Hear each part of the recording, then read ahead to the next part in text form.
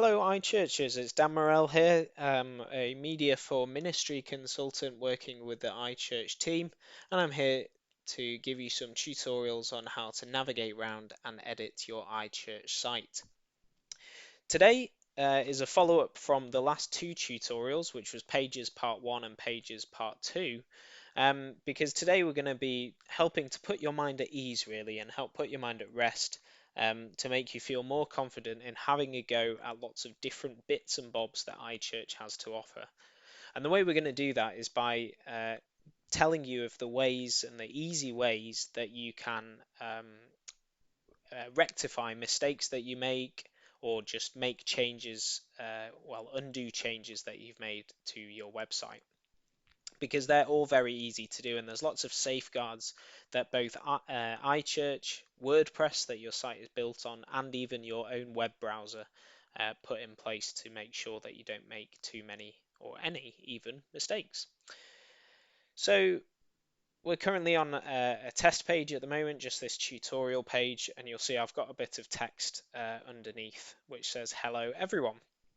So the first thing we're going to look at is how to undo and redo changes. So if I just got rid of this word everyone, for example, and I actually want to get that bit back, of course it's a bit of a crude example because I'm only getting rid of one word, and of course I could just type it back out.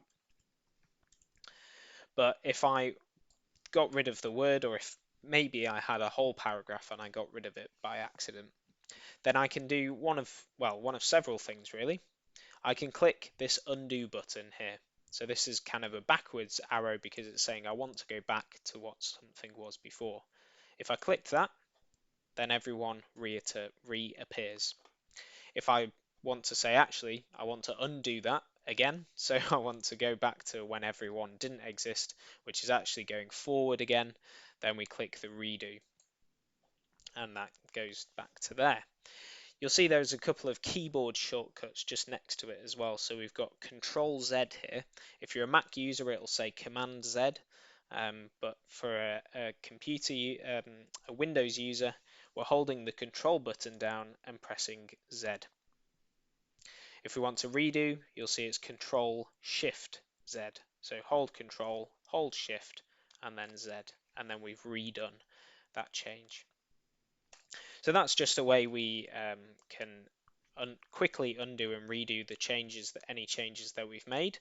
So if something moved about in a way we didn't want, we can just simply press Control Z or press undo, and we can make those changes nice and easily. So let's update the page just because we're happy with what it is at the moment.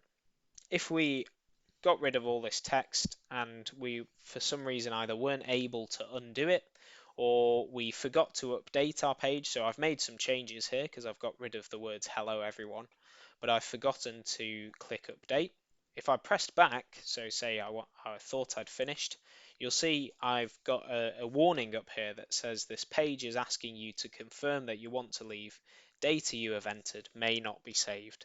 Now, depending on which browser you use, will phrase it in a slightly different way. I'm using Mozilla Firefox. You might be using Google Chrome, Internet Explorer, or Microsoft Edge, just to name a few. Or if you're a Mac user, you might be using Safari.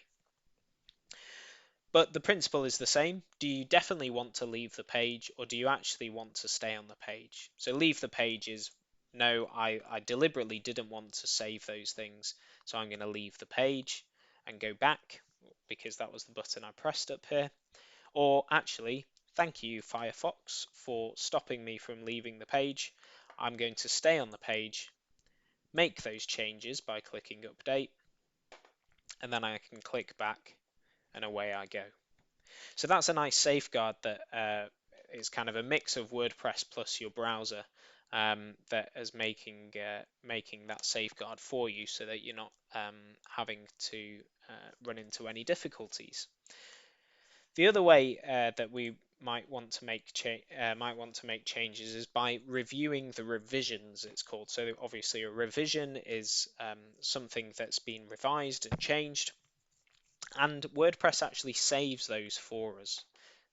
So that's brilliant that WordPress has actually kept a record of what we've done in the past, and we can go back to any of those changes. So to do this, we go into the settings here, and we go to document. And you'll see here that we've got 3 revisions. This page is obviously quite new, so we've only got 3. If you've had a page or your iChurch site for a while, you'll probably have quite a few revisions. But the anticipation is that you would only really need to use this to go back to the last revision of your page, or maybe the one before. So it shouldn't be too complicated. But this is basically, let's say you made lots and lots of changes to your page. And you clicked update, and actually you really do just want to get rid of all of those changes. Then we can click revisions. Again, you'll see, are you sure you want to do that? Yes, I do. I'm going to leave the page. So we're presented, I mean, this is looking quite complicated at the moment because this is all sorts of code that you don't have to worry yourselves about. But the main thing we want to do is have a look at the revisions, and you'll see these are times they were auto saved. This is the current revision, so you'll see we've got the hello everyone in red because that's what was the past, and now we've got nothing in between there, so that's the present. If we wanted to restore a revision before that, so you'll see here is where we added hello everyone, because, well, I actually just added a full stop in this case. But if I wanted to go to the first one, so this is where we had absolutely nothing, and we just had hello everyone, and you'll see it tells me when I made those changes as well. So that was 6 minutes ago, towards the beginning of, just before I started the tutorial at 25 to 10, because I do my tutorials in the evening. So if I wanted to restore this, I could simply click restore. And you'll see here, I'm back at the start. I've got tutorial as my title page, and I've got the words hello everyone. Now the key thing here is to make sure that if I'm happy with this revision now, then I click update. And you'll see I've now got 4 revisions because I've updated my page again, so I've got another version of my page. So that's just a few ways of rectifying any mistakes that you may have made, or just wanting to make some significant changes or undo some significant changes to your website. As I said towards the beginning, all these tutorials, sorry, are very much just to get you familiar and get you comfortable with using iChurch.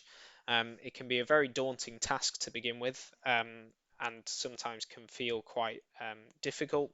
So we hope that these tutorials will put your mind at ease and make you feel more at home using iChurch, particularly in the knowledge after this tutorial that you can easily undo any mistakes that you might make. But if you do want any further support, any further help or training, then please do get in touch with iChurch. It's iChurch@urc.org.uk, or you can visit our website www.interactivechurch.org.uk. That's the end of this tutorial. Please tune in to hear more in the future. Bye bye.